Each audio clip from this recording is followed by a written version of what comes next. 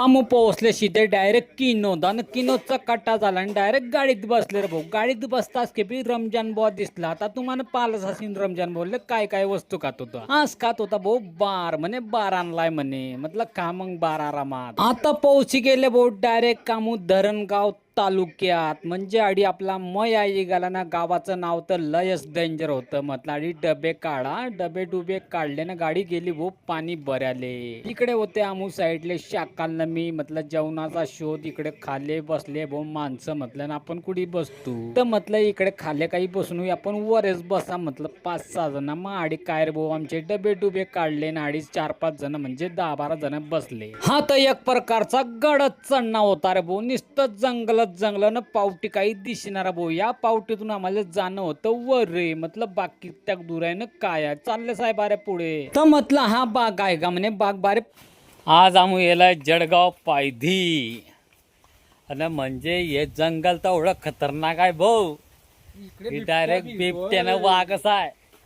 आम्हाला डायरेक्ट शेतकऱ्यांना सावधान करे टाकलाय. एकले डुकले कुडी जायचं नाही. म्हणजे मग कोणाला संडास लागली कोणाला मुतू लागला तर मग कसं करायचं म्हणे संघात म्हणे जायचं म्हणे भाऊ. जायचं नाही ना एकला गेला की तिकडेच जाशील म्हणे. अरे माल गेल काही काटात नाही आहे. आमू निसता मया भटकताय ते म्हणजे बरं शाकालाय म्हणून आमू भटकताय. नाही तर नाही ना एकल्या माणसाचं काम नाही आहे या जंगलात. हे जंगल एवढं डेंजर आहे की खतरनाक मध्ये की बारे आम्हाला जेवले सुद्धा रस्त्यावर आणि रस्त्याहून कमीत कमी 1 किलोमीटर बाग आहे. हा अशा जंगलात येला आहे. 3-4 किलोमीटर. आता मी तर मग अंदाज सांगतो 1 किलोमीटर बाकी आज शाकाल म्हणतो 3 किलोमीटर आहे. एवढ्या डेंजर जंगलात आले की सुद्धा म्हणजे एकला भटक्याचं काम नाहीये. म्हणजे विचार करा तुम्ही की एवढा खतरनाक जंगल मध्ये येलाय हूं आज की बारे म्हणजे कुकडे रे भाऊ पाणी रे. हा म्हटलं काही बिबटे गिफ्टे आला. आता हा भाऊला दिसलाय पाणी. एकला जाऊ नको शाकाल पहिलेच सांगतोय. जंगल काय रे भारी आहे भाऊ. आता मागायचे कोंड दिसताय ना ह्या कोंडा म्हणून पाणी घेतलाय म्हणा. आणि आम उचलले म्हणजे संडासले. आता संडासले मला तर काही लागेल नाही म्हटलं भाऊ. बाकी समोरच्या माणसाला लागेल होती. आता शेतकऱ्यांनी जर सांगला आपल्याला बिबट्यानं वाघ राहता त्याच्याकरता याच माणसाला किकन आहे मी. सांगात म्हणे राहतं सांगात म्हणे दाखणी राहत म्हणे. पण काय गॅरंटी आहे की सांगात म्हणे दाख राहत नाही. भरोसा आहे का जीवनाचा नाही. होय आता तो वर कराडो चाललाय. वर नको चढू नाही हो.